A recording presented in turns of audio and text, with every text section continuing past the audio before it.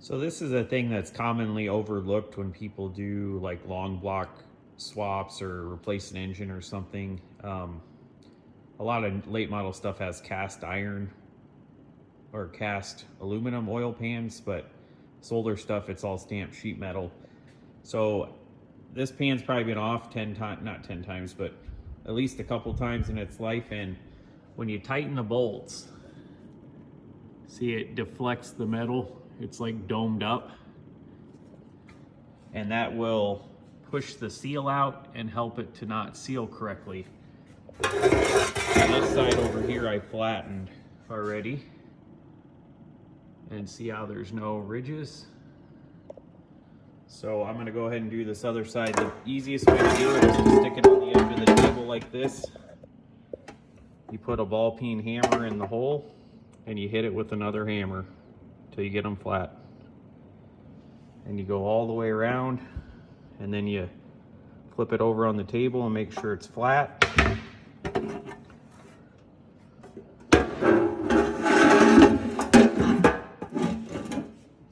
And you have a lot better chance of it sealing.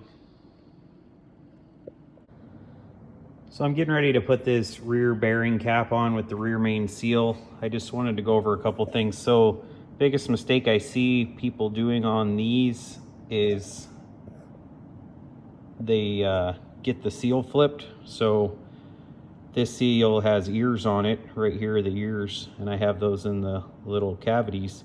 But then when they put this top seal in, they'll flip it. The other thing I see people doing is there's a sharp groove here that this seal has to be fed up into, and you need a little guide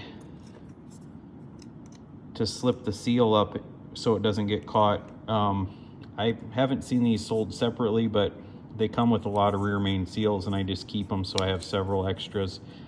But you need a little bit of guide there, and I normally put just a little bit of lube on the outside of the seal so it slides around, and then use this guide to get it started, and then you kind of just have to feed it around, so don't flip it. And then when I put these in, I always kind of caulk or silicone lightly around the outside, and that eliminates leaks between the engine block and the bearing cap. If it didn't have ears on it, I would try to stagger the seal, so I would maybe twist it around so that the seal was in like this instead of lined up exactly where that cap meets the block face. So kind of stuck with that option here. With the ears, I have to have them mounted up. So I also put a little dab of silicone here and here, so when the two seal halves come together, there's no chance for leak here. So a little tip, I'm going to put a light assembly lube on this bearing on the bottom side. I sprayed the crank and stuff out with brake clean, and that'll just help that bearing to not start dry. So I'm going to get this bolted into place, put a little lube on the seal on the inside of the bottom one, and then a little lube on the bearing, and get it bolted into place. I think the torque on this little 153 Chevy engine is 60 to 70 foot-pounds. So get the bearing caps torqued, and then I will move on to the timing set. I just wanted to show this little plastic guide in here protecting the seal. So if you can see this side over here, it's real sharp, and if you start to push that seal in without the guide, it will rip this rubber on the outside and may get caught, and you won't get it to go. So get a little seal if you got a two-piece rear main and have to roll it in. Find a little guide or something. I mean, you could probably make it out of a little piece of plastic off a plastic pop bottle or something, and also make sure you get the seal going in the right way. So I got the main bearing all on and torqued. I took a little screwdriver and wiped off the excess silicone here. I don't want any built up silicone there drying until I get the pan on, so kind of detailed this all out so it's nice and clean. And then when I put the pan on, the silicone will get down in those nooks and crannies and seal. So now I'm going to do the timing set and the timing cover. So I have the crank gear on the timing set. I have the rear main seal done. Going to put this cam gear on. Started tapping on the cam gear. These are like a press fit, but there's no way to pull it on. They're not threaded. The crank and the cam are not threaded, so you have to tap them on. Started tapping this one. It was started okay, and then the cam started moving. So I don't want to end up busting something on the cam. It actually pushed the cam plug out of the back. Not all the way, but started to move it. So I'm gonna come back here. I'm gonna take take the iron worker and punch a hole in a piece of angle and go across to that bolt hole and put a little spacer in here to back this cam up while I'm tapping the gear on. So that's what I'm gonna do right after lunch. This is on a Chevy 153 in my flat fender Jeep. So the struggle was real. I first installed the crank gear. Wasn't too big a problem, took a little bit of time, but I took this Yukon brass punch and I worked the gear back and forth and got this tapped all the way to its final resting place. Then I came over here and started to install the cam gear, and I was tapping it back and I'm like, this doesn't feel like it's moving right. So I started looking, and it was actually pushing the camshaft backwards. And it pushed it back like an 1/8 inch or so, and it actually started to move the freeze plug on the back of the block. So I popped that the rest of the way out, and then I came back here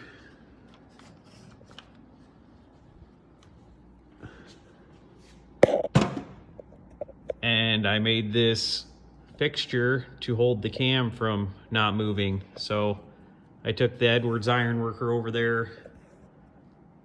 In the multi-shear, I sheared this piece of angle. I punched a couple holes in it, and then I took some flat washers and a race driver and stacked it in there so it was flush with the back of the block. And then I came back over here to the front side and started tapping the cam gear back on. And what ended up working the best is I took this long reach freeze plug driver that has a flex head, and I was able to, you know, kind of hold my hand up in this area and tap it and get that drove on flush. And gears are nice and flush. Gears flush here, and the cam's back where it should be. So I'm gonna go ahead and kind of wipe this mating surface down again and put the timing cover on. And I'll show you guys, there's a trick to getting those centered.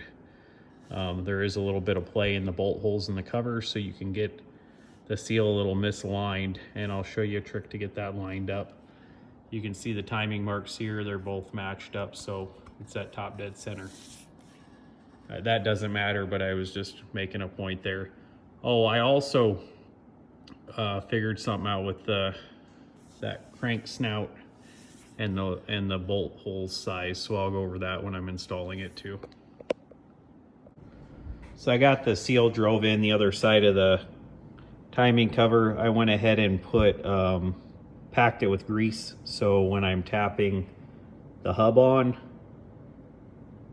the crank hub, I don't knock the spring out. So got plenty of sealant on there. This old stuff, you gotta put enough sealant where it's gonna seal, but you don't want to make too big a holy mess. So I did silicone on both sides of the gasket, got the seal installed. So I'm gonna bolt this up into place, and then I'll work on the oil pan.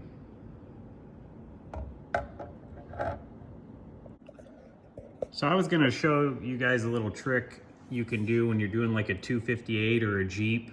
A lot of different timing covers.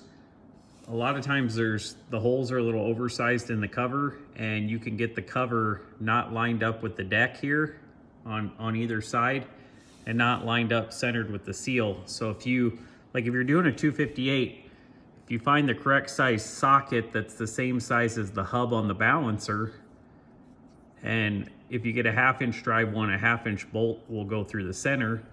So if you just bolt that, find the keyway, drop the socket, the keyway in one of the points of the socket, and then slip it in and tighten it down with the crank bolt just loosely. That will center it with the seal. And then all you have to do is kind of rotate it side to side and level it with the side of the deck height. On this one, I can't get a bolt in here for one, but that would still kind of help me get it centered. But my hub will actually start before I have to tap it on and help me center it. So if I put this hub up here, turn it to the keyway, it's already engaged in the seal. So I'll tap it a little bit, then I'll tilt the cover and get it leveled with the pan, and then I'll tighten the timing cover bolts, and then it will be centered, leveled with the deck, and good to go. But just was gonna show you that socket tip. If you're ever doing a 4.0 or even a small block Chevy or something, it really helps out. So timing cover is all bolted in and flat with the bottom of the deck. I've got these little guide pins screwed into the block here to help me hold the seals and stuff, and I'm going to start on the rear main seal. So it's got a 4-piece rear main seal, and they're a little bit tricky to get to seal correctly. So there's 1-piece, 2-piece, 3-piece, 4-piece, and I'm going to put all of it on the block and then slide the pan up onto those guides, and then have 2 bolts ready, slide it all the way up, start 2 bolts, and it wish for the best. So we'll see what happens. So here's 1-piece, 2-piece, 3-piece, 4-piece, and we'll get it up there and see what happens. I got all the bolts laid out here, this kind of area here, and we'll give it a try. So I got the gaskets up on there. I'm getting ready to put the pan on it, and hopefully this all seals up and works okay. So I got the pan all prepped too. So I'm gonna put it up there, see what happens. Pretty good progress today. So I got the timing set on with the little hiccup, but I got that straightened out, and the rear main seal, the timing cover, the crank hub, and the oil pan. And I painted the oil pan today too. So I'm pretty confident I got it sealed, but once again, it does have a 4-piece gasket, so time will tell. I'll get it started up and check it out. So it turned out pretty nice. It looks good. Pretty happy with it. So